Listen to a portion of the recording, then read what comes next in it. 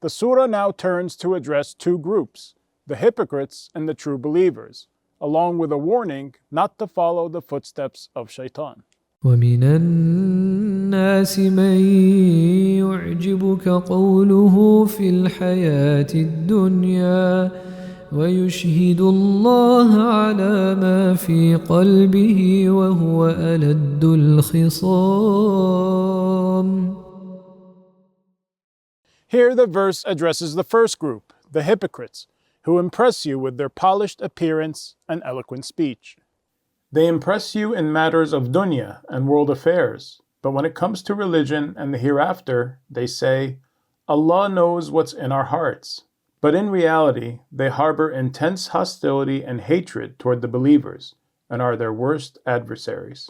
Scholars note that this verse, along with the next two, were revealed to address Al-Akhnas ibn Shurayk al-Thaqafi. He was a handsome and eloquent man from Quraysh who came to Prophet Muhammad in Medina, pretending to accept Islam. The Prophet became very impressed with his good speech and manners. But after he left his meeting with the Prophet, he passed by a Muslim farmland and burned all its crops and slaughtered its animals.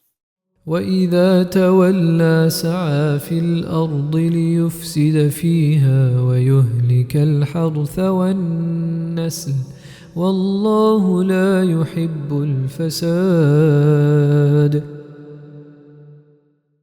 And when the hypocrites leave you, their true nature appears. They spread corruption throughout the land, destroying crops that the earth produces and livestock that provide sustenance.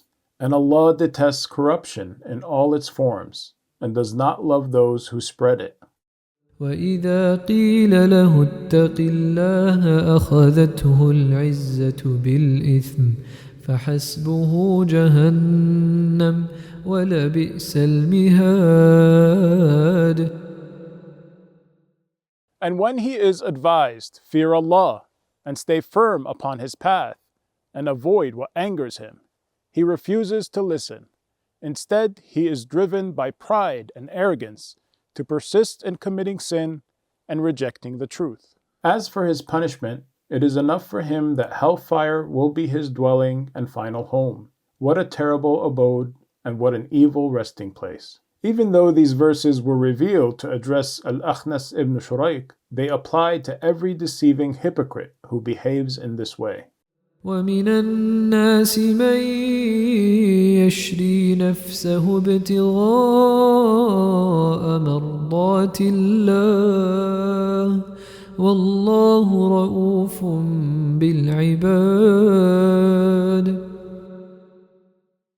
Here the verse describes the second type of person, someone whose faith in Allah is strong and sincere, and who is willing to give up anything for His sake. He gives his life, his comfort, his time, and his wealth in obedience to his Lord, seeking only Allah's pleasure and His reward. Some scholars mention that this verse was revealed in reference to Suhaib al-Rumi, one of the companions of Prophet Muhammad, peace be upon him. When the pagans learned that he intended to migrate to Medina to join the Prophet, they told him, "We will not allow you to leave unless you give up all your wealth." So Suhaib surrendered everything he owned to them to join the Prophet in Medina.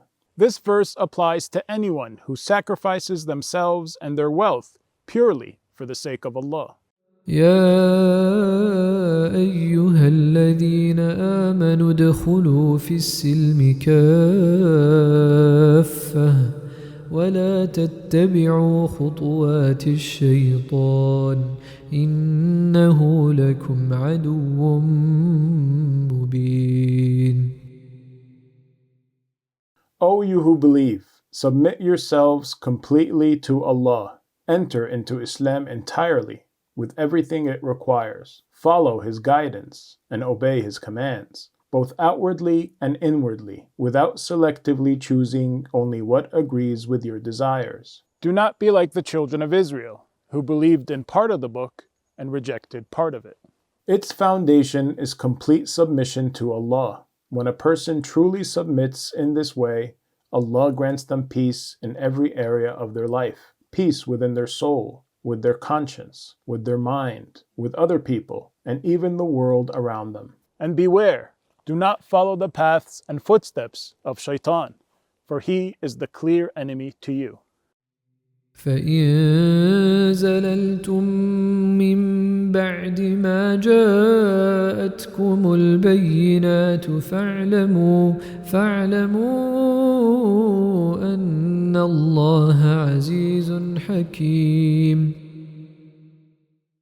This verse warns those who follow the footsteps of shaitan, reminding them that the punishment for the one who knows the truth and abandons it is far more severe than for the one who is ignorant. If you deviate from the path of truth after clear proofs and evidence have come to you, then know this: Allah is dominant over all things. Nothing can prevent Him from exacting justice upon those who disobey Him. He is all-wise in His decrees and legislation. So fear Him, revere Him, and stay firm upon His guidance.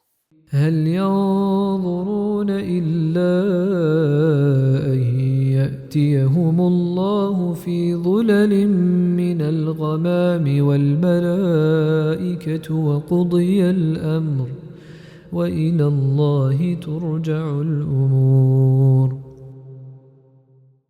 Do they expect that Allah Himself will come to them on the Day of Judgment when the sky splits open and the Almighty descends within layers of overwhelming clouds to judge between His servants? Are they waiting for the noble angels to descend in countless numbers, surrounding them from every direction, until the very command of Allah is carried out? One group enters paradise, and another is destined for hellfire? How long will they continue rejecting the truth? How long will they refuse to submit to Allah, even though this terrifying scene awaits them on the Day of Resurrection? سل بني إسرائيل كم آتيناهم من آية بينة ومن يبدل نعمة الله من بعد ما جاءته فإن الله شديد العقاب. The disbelief of those who reject the truth and turn away from it is not due to a lack of proof or evidence. Instead, it is arrogance, ingratitude, and a preference for desires over guidance. Allah directs Prophet Muhammad, peace be upon him, once again to the example of the children of Israel. Ask them, O Muhammad, how many clear and incredible miracles did they witness in the time of Moses, peace be upon him, and in the time of Jesus, peace be upon him? Yet despite seeing these undeniable signs with their own eyes, they still rejected them, not because the signs were unclear, but because of their stubbornness and the refusal to accept the truth. So whoever exchanges Allah's guidance and signs for disbelief and denial, then they should know that the punishment of Allah is severe and painful. زين للذين كفروا الحياة الدنيا ويسخرون من الذين آمنوا والذين اتقوا فوقهم يوم القيامة والله يرزق من يشاء بغير حساب. The thing that keeps them stuck in their disbelief and denial is their strong attachment to this worldly life. This dunya has been made attractive to the disbelievers. They run after it, and its pleasures and desires take over their thoughts entirely. Meanwhile, the duties of faith and the commands of Allah feel heavy and burdensome to them. In their arrogance, they mock the believing, God-fearing people. But Allah answers them. The very believers you ridicule today will be far above you on the Day of Judgment, in rank, status, and honor, enjoying the highest levels of paradise, while you are in the lowest depths of hellfire. This world is not a place of final reward or punishment. It is a place of tests and trials. That is why Allah, in His perfect wisdom, may grant abundant wealth and provision in this life to whomever He wills, even to a disbeliever or a sinner. كان الناس أمة واحدة فبعث الله النبيين مبشرين ومنذرين وأنزل معهم الكتاب بالحق ليحكم بين الناس فيما اختلفوا فيه وما اختلف فيه إلا الذين أوتوه من بعد ما جاءتهم البينات بغيا بينهم فهدى الله الذين آمنوا لما اختلفوا فيه من الحق بإذنه والله يهدي من يشاء إلى صراط مستقيم.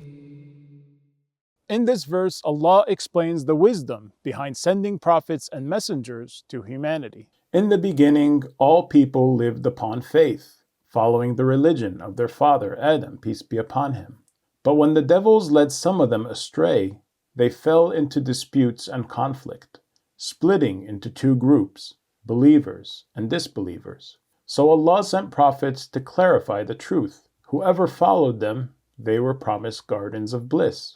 Whoever turned away, they were warned of the punishment of the fire. He also revealed heavenly books containing clear and undeniable truths, so they could settle these disputes. But the ones who argued and disagreed about the scriptures were the very people who received them after clear proofs had come to them. They couldn't accept the truth out of jealousy and envy and their attachment to worldly interests. So they believed parts of the scripture and rejected others, leading to severe disagreement and conflict over many laws and rulings. As for the believers, Allah, with His grace and kindness, guided them to the truth, the same truth that others disputed and argued about.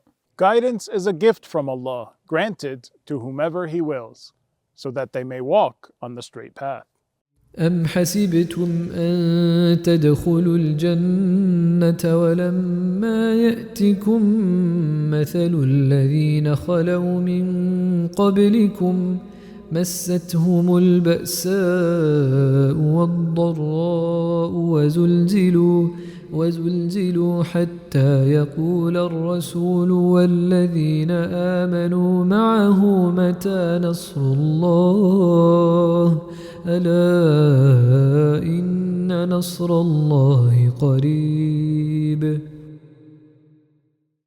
Allah addresses Prophet Muhammad, peace be upon him, and the believers with him, encouraging them to remain firm and patient in the face of the disbelievers' opposition and any harm that may come their way.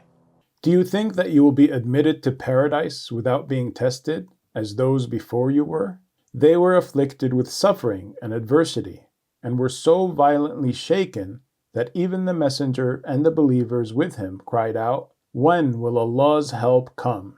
Indeed, Allah's help is always near. So rejoice. Allah's victory is near for those who remain patient. They will have victory in this world and in the next."